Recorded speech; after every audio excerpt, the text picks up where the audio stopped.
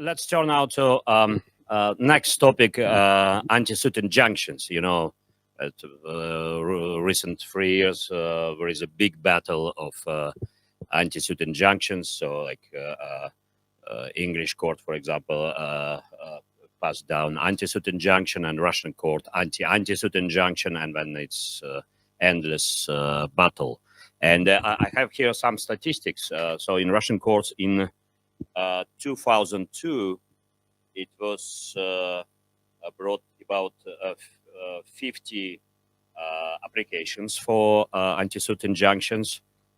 22, yes, 22. In 23, about 100 applications. In 24, about 120 applications. And for the first half of this year, about 60 applications. So we see the growth of these applications, and I see that the satisfaction rate is quite high. Yeah, like last year, it's about 95% of such applications brought in Russian courts were satisfied. So here we have few issues. So the first issue, to bring such application to a foreign court, what for? So what is the purpose? Because we understand that Russian courts just don't care about foreign injunctions not to continue a Russian case. And in most of the cases, Russian parties also don't care about it. So what we see, however, that sometimes Russian parties, especially big Russian banks who still have some international activities or maybe hopes for international activities, they sometimes comply with foreign anti-suit injunctions. Maybe because, yeah, they really care about negative complications for non-compliance. Maybe they care about their management who still travel around the world, or maybe some other reasons. But it's quite rare, but we see it's maybe in 5-10% of cases where big Russian banks comply with foreign anti-suit injunctions. And the second reason, I think, again, with the prospects of possible enforcement of such Russian judgment abroad.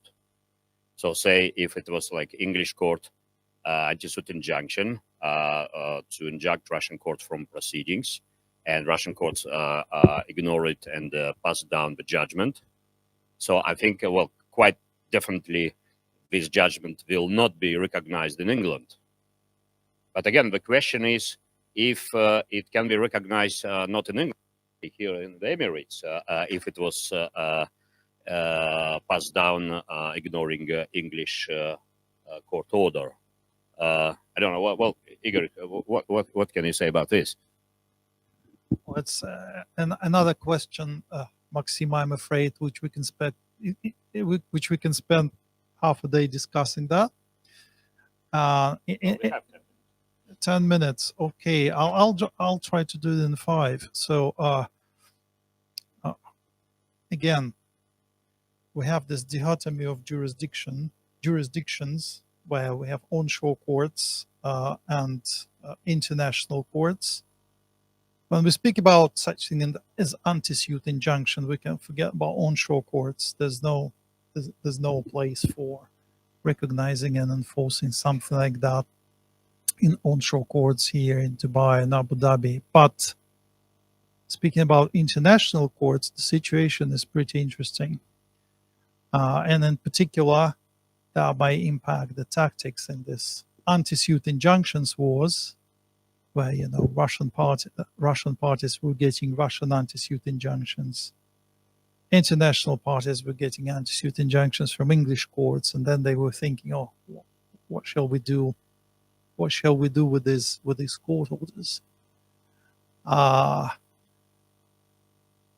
With the new DIFC law that was passed in 2025, the answer could be that DIFC courts would be the place where these injunctions can meet.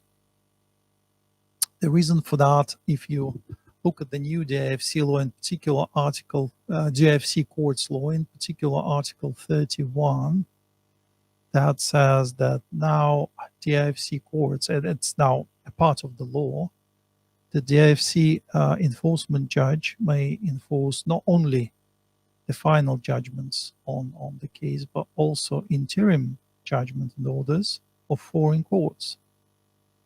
That potentially makes various interim reliefs, including injunctions, enforceable by DIFC courts. Speaking about English court judgments, I mean, there's no treaty between the UK and UAE, but following the Lincor case, UAE courts are enforcing the judgments of English courts. And this new provision of law, there's a good prospect of get an English court anti-suit injunction to be enforced in DIFC.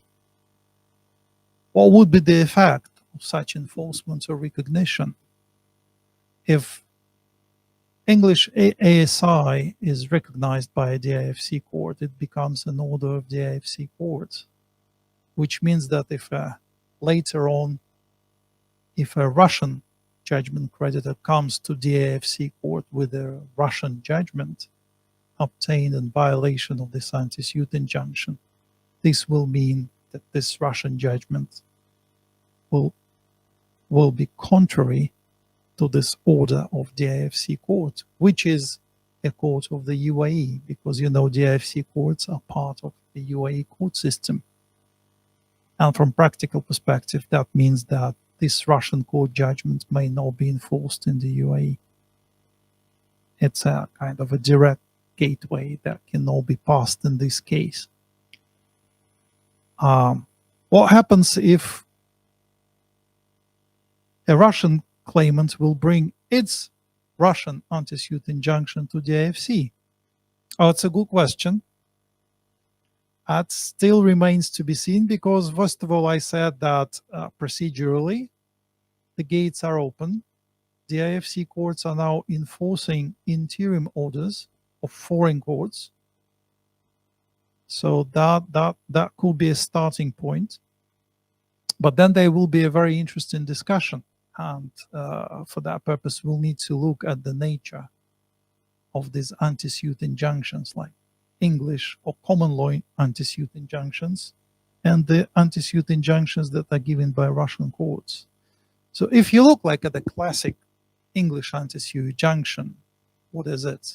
It's an equitable remedy that an English court gives in order to uphold parties' obligations under the contract. So there is a contract, which is an arbitration agreement or jurisdiction agreement. One of the parties is going to breach this contract and go to an inappropriate court.